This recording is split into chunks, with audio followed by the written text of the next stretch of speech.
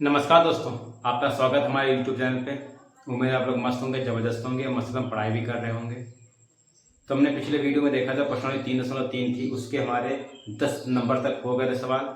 जो सवाल छोड़े गए थे उनको आप घर पे प्रैक्टिस करने के लिए छोड़े गए थे, तो आपने प्रैक्टिस की होगी उम्मीद है। तो इसके आगे हमारे 11 नंबर के पार्ट दिए गए हैं, 5 पार्ट दिए गए हैं, पाँचों पार्टों को देखेंगे एक एक करके। तो जो लोग चैनल पर नया है चैनल को सब्सक्राइब करें, लाइक करें, शेयर करें और कमेंट भी करें। तो देर ना करते हुए वीडियो को स्टार्ट करते हैं। यानी 11 का जो पहला पार्ट दिया गया उसको देखते हैं। तो पहला पार्ट कह रहा है एक छात्रावास के मासिक व्यय का एक भाग नियत है तथा शेष इस पर निर्भर करता है। यानी कुछ है उसको नियत है कि छात्र ने कितने दिन भोजन किया। जब एक विद्यार्थी ए को जो 20 दिन भोजन करता है तो 1000 रुपया छात्रावास के व्यय के लिए अदा करने पड़ते हैं। यानी एक कोई विद्यार्थी ए नंबर का, ए नाम का कोई विद्यार्थी है, वो 20 दिन के लिए भोजन करता है तो उसको 1000 रुपये देने पड़ते हैं। जबकि एक विद्यार्थी बी को जो 26 दिन तक भोजन करता है छात्रावास के व्यय के लिए 1180 रुपये अदा करने पड़ते हैं। तो नियत व्यय और प्रतिदिन के भोजन का मूल्य ज्ञात करना है। ये नियत व्यय क्या है और उसके बाद प्रतिदिन का भोजन क्या है उसको पता करना है। तो सबसे पहले क्या करते हैं, देखते हैं इसको, वीडियो को ध्यान समझिएगा। अगर ध्यान से नहीं समझेंगे तो लगा नहीं पाएंगे। तो इसको मानते हैं, देखते हैं। माना नियत व्यय x रुपया। यहाँ पे नियत व्यय पूछा, नियत व्यय और प्रतिदिन के लिए भोजन का मूल्य ये पूछा ना, तो नियत व्यय हमने मान लिया। दूसरा वाला प्रतिदिन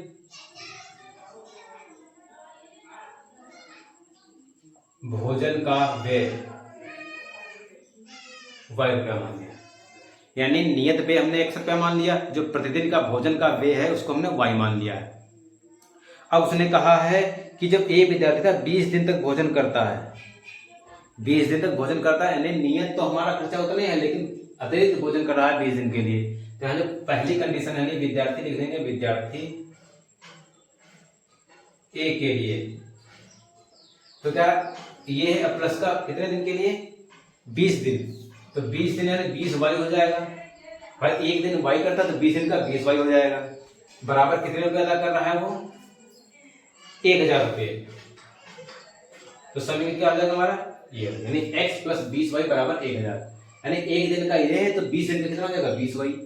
जैसे कहा जाए एक दिन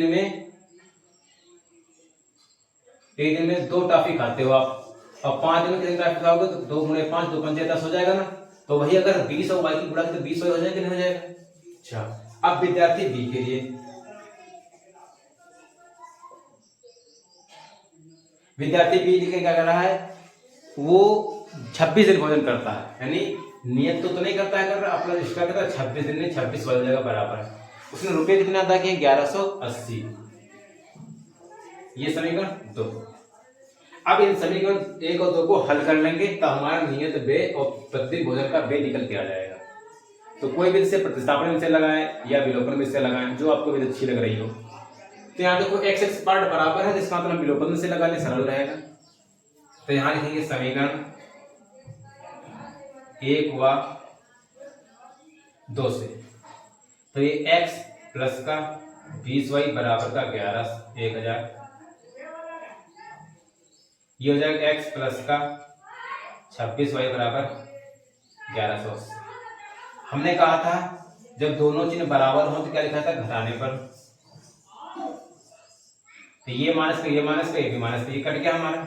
ये 26 से 20 है तो माइनस का 6y बचेगा बराबर का, ये बचेगा माइनस का 180। भाई 1180 से घटाएंगे और देखो माइनस से माइनस कर गया। इसके आगे देखते हैं,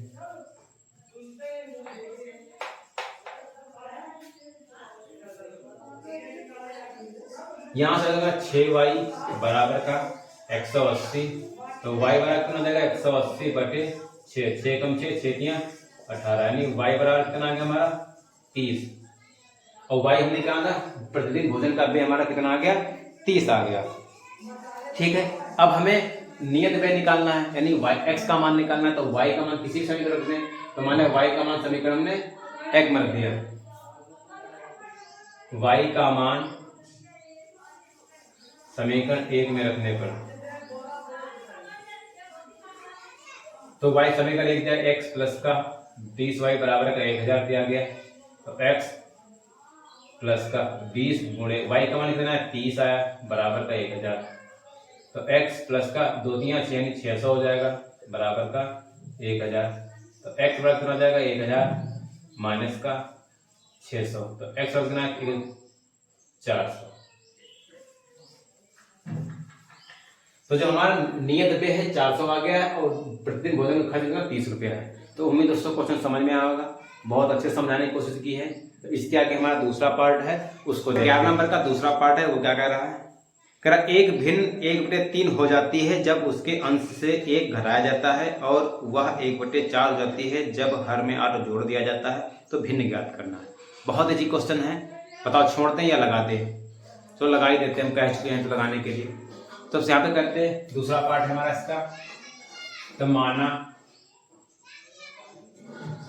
अंश हमने कितना x मान लिया और हमने y मान लिया। उसने कहा है भिन्न 1/3 हो जाती है, कब हो जाती है, जब उसके अंश से 1 घटाया जाता है। यानी पहली कंडीशन में कहा जाता है, फर्स्ट कंडीशन जो है, अगर ये भिन्न हो गए हमारी, उसने कहा 1/3 हो जाती है कब, जब अंश से 1 घटाया जाता है। 1 घटाया जाता है 1/3 हो जाती है। तो यहाँ से तिरछी गुणा करेंगे तो 3x माइनस का 3 बराबर का y। और 3x y को इधर लेते हैं माइनस का हो जाएगा, 3 को उधर लेते हैं प्लस का 3 हो जाएगा। समीकरण 1 हो जाएगा। भाई x में से अंश में से अगर 1 घटाएंगे तभी 1/3 हो जाता है, इसको समीकरण बना लेंगे। दूसरी कंडीशन में क्या कह रहा है, कह रहा है जब 1/4 हो जाते जब हर में 8 जोड़ दिया जाए, यानी x/y भिन्न हो गई। अब हर हमारा ये अगर इसमें 8 जोड़ दिया जाए तो कितना हो जाता है 1/4 हो जाती है। 1/4 हो जाती है। यहाँ से किसी गुणा करना 4x बराबर का y प्लस का 8 हो जाए, क्योंकि 1 से गुणा करेंगे वही आएगा, यानी 4x माइनस का y बराबर का 8। ये समीकरण 2 है। ठीक है, अब यहाँ पे जो विधि आपको अच्छी लग रही है, प्रतिस्थापन विधि या विलोपन विधि। तो यहाँ पे देखो y है, यहाँ भी y है, तो इसका अगर विलोपन से लगा ले तो सरल रहेगा। ध्यान रखिए समीकरण 1 और 2 से, 1 होगा 2 से, तो ये हो गया 3x माइनस का y बराबर का 3। दूसरा हो गया हमारा 4x माइनस का y बराबर का 8। हमने कहा था जब तीन बराबर हो तो क्या लिखा था, समान हो तो क्या लिखा था, घटाने पर। तो ये माइनस का, ये प्लस का, ये माइनस का, तो ये कट गया हमारा। यहाँ 4 से 3 जगह 1 बचा, का माइनस का बराबर, यहाँ माइनस का 5 निकल जाएगा। तो x बराबर कितना आ गया हमारा 5। जो हमें x का मान, x बटे कितना आ गया हमारा, x का मान 5 आ गया है। अब x का मान कहाँ रखेंगे, x का मान समीकरण 1 में रखते हैं, 1 में रखें, 2 में रखें, कहीं भी रख सकते हैं। x का मान समीकरण 1 में रखने पर, तो 1 हमारा दिया गया 3x माइनस का y बराबर 3। तो 3 गुणे x का मान 5 है माइनस का y बराबर का 3। तो 5 दिया 15 माइनस y बराबर 3। तो माइनस y बराबर 3, ये हो जाएगा माइनस का 15 हो जाएगा। तो y बराबर हो जाएगा माइनस का 12 कर लिया। तो y बराबर कितना आ गया हमारा 12। x का मान 5 आएगा, y का मान 12 आएगा। तो हमारी भिन्न पूछ रहा है, भिन्न हमारी कौन सी है, x बटे y है ना, और इसमें रखें x का मान 5 है और y का मान 12 है। तो भिन्न हमारी कौन सी आ गई, 5/12। तो उम्मीद है क्वेश्चन समझना बहुत इजी क्वेश्चन था। इसके बाद हमारा 11 नंबर का तीसरा पार्ट है, उसको देखते हैं। कह रहा है यश ने एक टेस्ट में 40 अंक अर्जित किए जब उसे प्रत्येक सही उत्तर के लिए 3 अंक मिले तथा अशुद्ध यानी गलत उत्तर के लिए 1 अंक की कटौती की गई है। यदि उसे सही उत्तर पर 4 अंक मिलते हैं तथा अशुद्ध उत्तर पर 2 अंक काटते हैं तो यश 50 अंक अर्जित करता है। टेस्ट में कितने प्रश्न थे, उसने टोटल प्रश्न पूछा कितने थे, तो इसको बहुत ध्यान समझिएगा। अच्छा, यहाँ पे थर्ड पार्ट दिया गया है, तो यहाँ पे मान लेते हैं, माना जो सही प्रश्न है, सही प्रश्न है, उत्तर है, सही उत्तर के लिए x मान लेते हैं और गलत उत्तर को हमने y मान लिया। यानी सही उत्तर को हमने x मान लिया और गलत उत्तर को हमने y मान लिया है। तो पहली कंडीशन क्या कह रहा है, पहली कंडीशन कह रहा है कि प्रत्येक सही के लिए 3 अंक मिले। और गलत के लिए एक अंक काटा गया। अच्छा, तो यहाँ पे सही के लिए भाई एक क्या माना गया, 3 किया उसने, 3 तो कितना आ जाएगा हमारा 3x, यानी सही उत्तर उसने 3x प्राप्त किए। और कह रहा एक अंक की कटौती हो गई, तो यहाँ पे गलत अंक है उत्तर, सॉरी अंक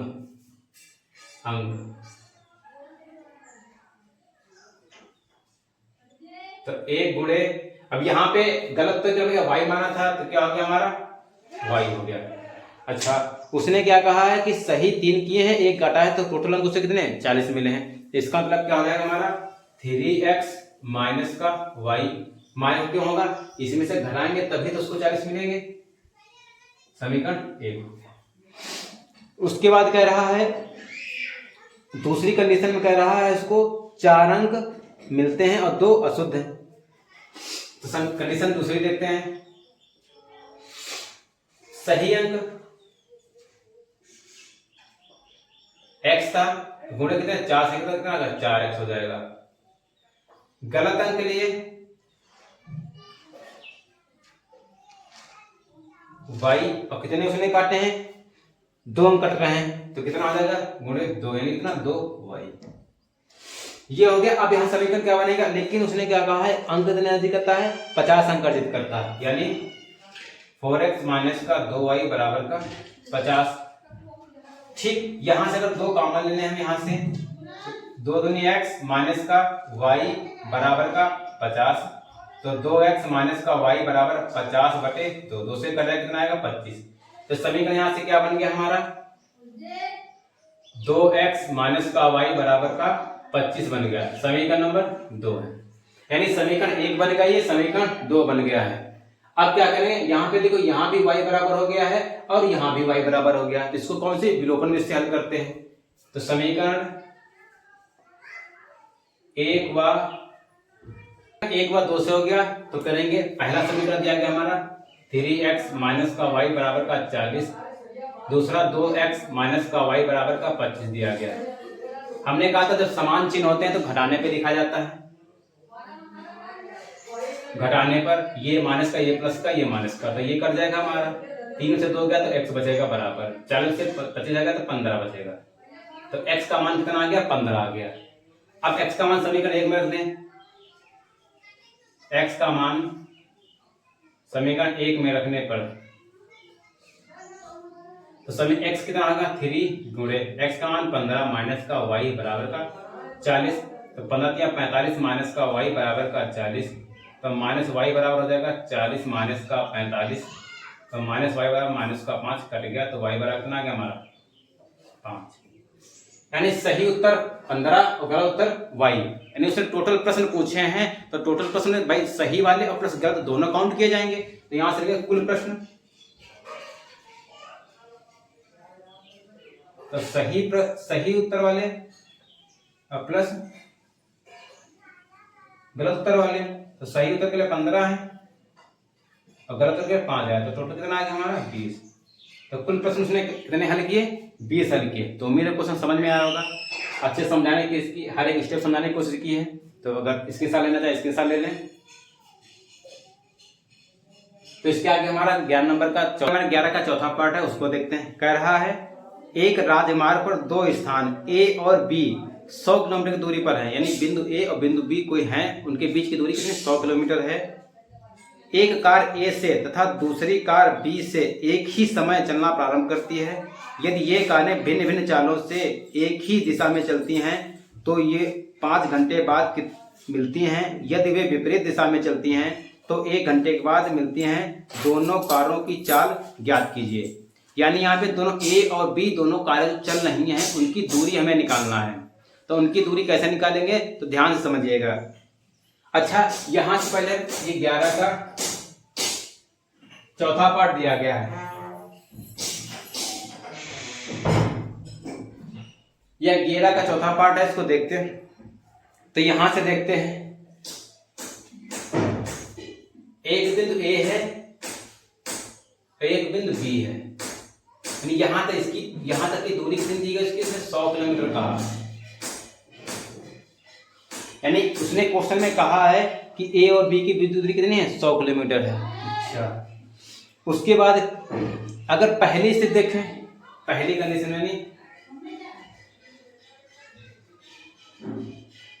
पहली स्थिति देखें, पहली स्थिति कह रहा है जो कार ए है, कार ए जो है, कार ए द्वारा चली गई दूरी मान लेते हैं, यहाँ पे यहां से मान लेते हैं, माना इसको हटाते हैं,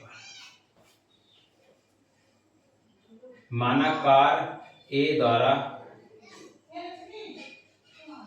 चली गई दूरी हमने x मान लिया, कार बी द्वारा चली गई दूरी कितना माना हमने, y मान लिया, यानी x किलोमीटर प्रति घंटा, किलोमीटर प्रति घंटा।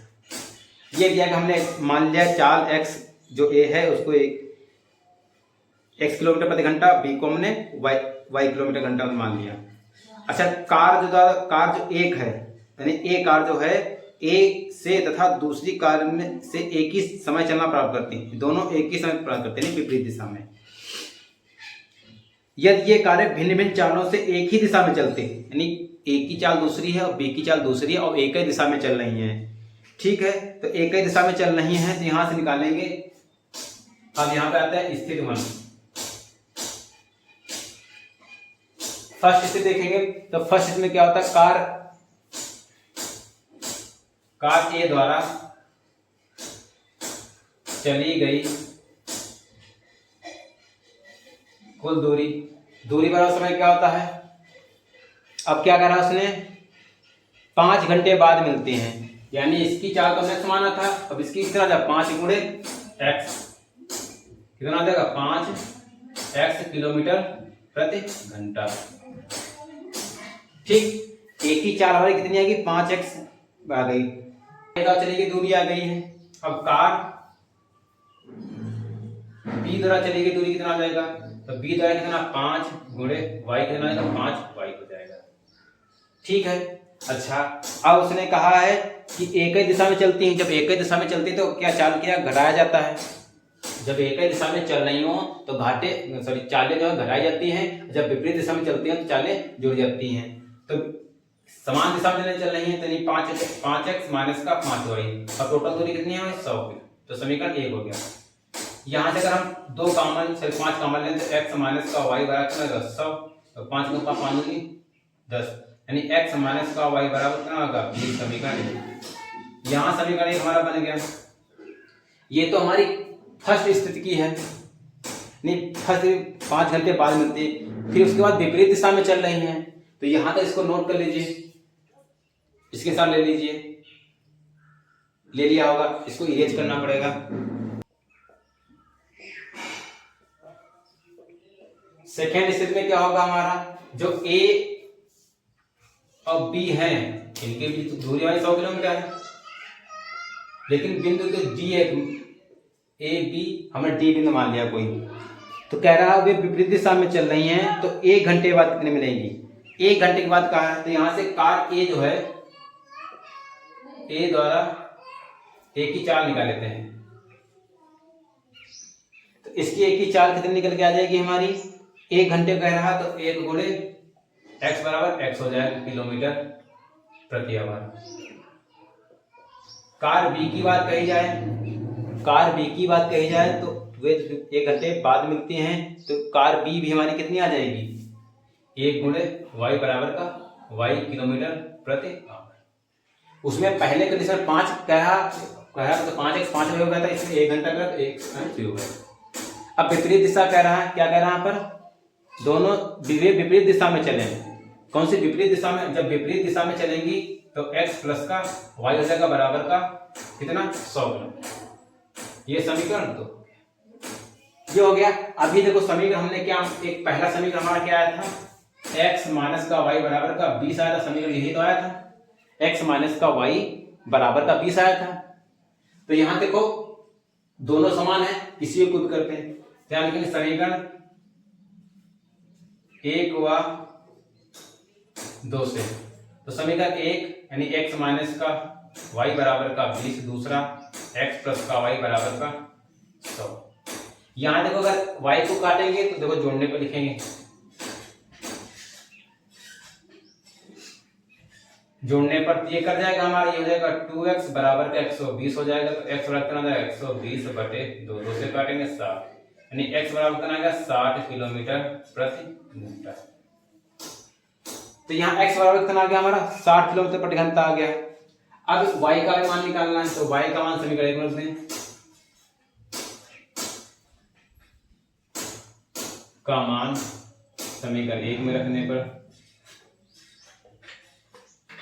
तो समीकरण 1 दिया गया x माइनस का y बराबर का 20, तो x तो याद आएगा हमारा 60 माइनस का y बराबर का 20, तो माइनस y बराबर कितना 20 माइनस का 60, माइनस y बराबर माइनस का 40, माइनस का कट गया तो y बराबर कितना आ गया हमारा 40। तो हमने भी तो क्या माना था, हमने माना था कार जो a है वो x माना था, और b हमने b को y माना था। तो एक जो कार a है, कार a की जो चाल है वो आ गई हमारी 60 किलोमीटर प्रति घंटा, और कार जो b है इसकी चाल जो आ गई हमारी 40 किलोमीटर प्रति घंटा।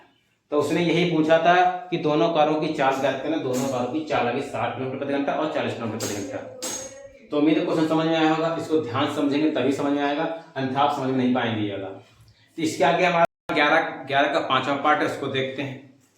एक आयत का क्षेत्रफल 9 वर्ग इकाई कम हो जाता है यदि उसकी लंबाई 5 इकाई कम कर दी जाए और चौड़ाई 3 इकाई बढ़ा दी जाए। यदि हम लंबाई को 3 इकाई और चौड़ाई को 2 इकाई बढ़ा दें तो क्षेत्रफल 67 वर्ग इकाई हो जाता है। तो आयत की विमा यानी आयत की लंबाई और चौड़ाई निकालना है। तो देखते हैं, ध्यान से देखिएगा। क्या से मानते हैं, माना जो आयत की लंबाई है वो x हो जाएगी और चौड़ाई कितनी मान लिया हमने, y मान लिया। किसमें दिया गया हमारा, मीटर में कि सेंटीमीटर में, तो ये किसी में भी नहीं दिया गया, इकाई में दिया गया है। जब आयत दिया गया है तो आयत का क्षेत्रफल क्या होता है हमारा, आयत का क्षेत्रफल तो लंबाई गुणे चौड़ाई होता है। तो लंबाई x दी गई, चौड़ाई ये दी गई, कितना x y हो जाएगा। तो आयत का क्षेत्रफल कितना आ गया, x y हो जाता है। ये तो अभी कुछ भी नहीं किया गया, बिल्कुल ऊपर ऊपर किया गया। अब आता है प्रथम शर्त के, जो शर्त प्रथम शर्त है।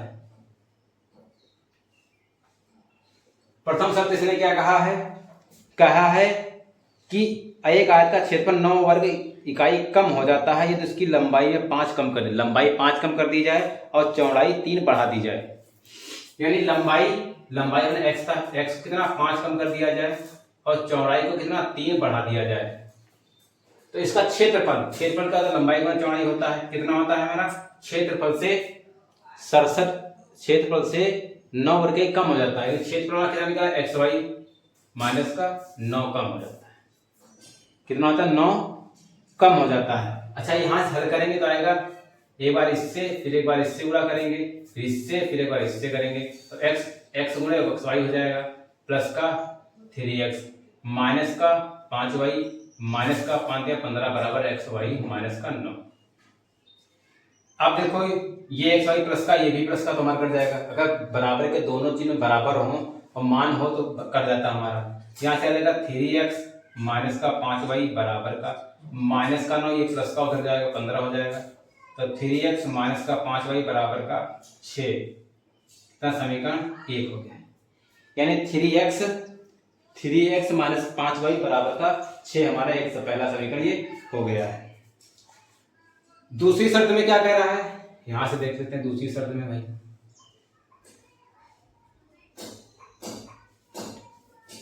दूसरी शर्त में क्या कह रहा है, दूसरी शर्त में कह रहा है यदि हम लंबाई को 3 और चौड़ाई को 2 बढ़ा दें, लंबाई को 3 और चौड़ाई को 2 बढ़ा दें तो क्या हो जाता है, क्षेत्रफल 67 इकाई बढ़ जाता है। क्षेत्रफल एक्स वाई था, यानी एक्स वाई और 67 बढ़ जाता है। फिर से वही, एक बार इससे गुणा, एक बार इससे गुणा, एक बार इससे गुणा, एक बार इससे गुणा, तो x गुणे वाई एक्स वाई हो जाएगा, प्लस का 2x प्लस का 3y और प्लस का 3 गुना 6 बराबर का एक्स वाई प्लस का 67। एक्स वाई से कर जाएगा हमारा, प्लस का है यहाँ 2x प्लस का 3y बराबर का 67 माइनस का 6, तो 2x प्लस का 3y बराबर का 61, समीकरण नंबर 2। यहाँ से हमारा समीकरण 1 और समीकरण 2 बन गया। यहाँ तक समझ में आया होगा, नहीं समझ आया फिर से देख लेते हैं एक बार। हमने लंबाई चौड़ाई को xy मान लिया, इसका क्षेत्रफल निकाला तो xy हो जाएगा। पहली कंडीशन में कह रहा है कि लंबाई को 5 कम कर दें और चौड़ाई को 3 बढ़ा दें, तो क्षेत्रफल हमारा कितना, क्षेत्रफल से 9 कम हो जाता है। तो यहाँ से इसको हल करेंगे तो 3x - 5 6 समीकरण 1 बन जाएगा। उस दूसरी कंडीशन में कह रहा है कि लंबाई और चौड़ाई को बढ़ा दें, लंबाई को 3 बढ़ा दें, चौड़ाई को 2 बढ़ा दें, तो जिसका क्षेत्रफल है 67 बढ़ जाता है। तो ये बढ़ जाएगा, यहाँ समीकरण 1 और 2 हमारा बन गया। अब क्या करेंगे, समीकरण 1 और 2 को हल करेंगे। अब देखो प्रतिस्थापन में से भी हल सकते हैं और विलोपन में से। यहाँ 3x है, यहाँ 5y है, यहाँ 2x 3y है। अगर हम यहाँ पे हम मान लिया x को बराबर कर रहे हैं, अगर हम x को बराबर करेंगे तो क्या करेंगे, समीकरण 1 को 2 से तथा समीकरण 2 को 3 से गुणा करने पर, तो समीकरण 1 को 2 से गुणा करेंगे क्या, 2 3 6 - 2 पंचे 10y बराबर 2 छंग 12। समीकरण 2 को 3 से गुणा करेंगे तो 3 दूना 6x प्लस का 3 3 9y बराबर का 3 कम 3 3 18, 183 हो गया। अब यहाँ देखो हमारा x बराबर हो गया, दोनों चिन्ह हमारे समान है, जिसका मतलब क्या लिखा जाएगा, घटाने पर। जब दोनों चिन्ह समान होते तो क्या लिखा जाता है, घटाने पर। तो ये माइनस का ये माइनस का ये माइनस का हो जाएगा, ठीक है। तो ये कट गया हमारा, तो ये प्लस का होगा तो 10 से 9 जाएगा तो माइनस का बचेगा, ये हो जाएगा 12 जाएगा तो 1 7 173 का है, 171 का आएगा माइनस का, तो माइनस करेगा तो y बराबर कितना आएगा 171। y का मान थोड़ी मिस्टेक हो गई, यहाँ क्या करेंगे हम, दोनों मान लेते हैं, माइनस का 19y बराबर ये हो जाएगा -171, तो माइनस माइनस कर गया तो y बराबर कितना आएगा 171 बटे 19, 19 9 में 171, तो y बराबर कितना आ गया हमारा 9। यानी इसकी चौड़ाई कितनी आ गई, 9 आ गई। अब चौड़ाई 9 आ गई तो हमें x का भी मान निकालना है। अच्छा यहां से निकालते हैं इधर, y का मान समीकरण 1 में रखने पर, ठीक, तो y का मान समीकरण 1 हमारा ये दिया गया, यानी 3x माइनस का 5 गुणे 9 बराबर का 6 दिया गया, तो 3x मान 9 से 45 बराबर 6, तो 3x बराबर कितना आएगा 6 प्लस का 45, तो 3x बराबर कितना आएगा 15 से 51, तो x कितना आएगा 51 बटे 3, 3 कम 3 3 से 21, तो x बराबर कितना आएगा 17। यानी इसकी लंबाई कितनी आ गई हमारी 17 आ गई और चौड़ाई कितनी आ गई 9 आ गई। तो उम्मीद दोस्तों क्वेश्चन समझ में आया होगा, बहुत अच्छे समझाने की कोशिश की है। तो हमारी प्रश्नावली जो थी ये 3.3 पूरी तरीके से समाप्त हो चुकी है। इसके आगे हमारा क्या स्टार्ट होता है, प्रश्नावली 3.4 है, जो नेक्स्ट वीडियो में इसके समझाया जाएगा, इसके एग्जाम्पल, इसके जो फार्मूले हैं सब समझाया जाएगा। तो जो लोग चैनल पे नया हैं चैनल को सब्सक्राइब भी करें, लाइक करें, शेयर भी करें, कमेंट भी करें। तो आज हम यहीं तक रखते हैं, हमारी प्रश्नावली पूरी खत्म हो गई है। तो नेक्स्ट वीडियो मिलते हैं, तब तक के लिए जय हिंद।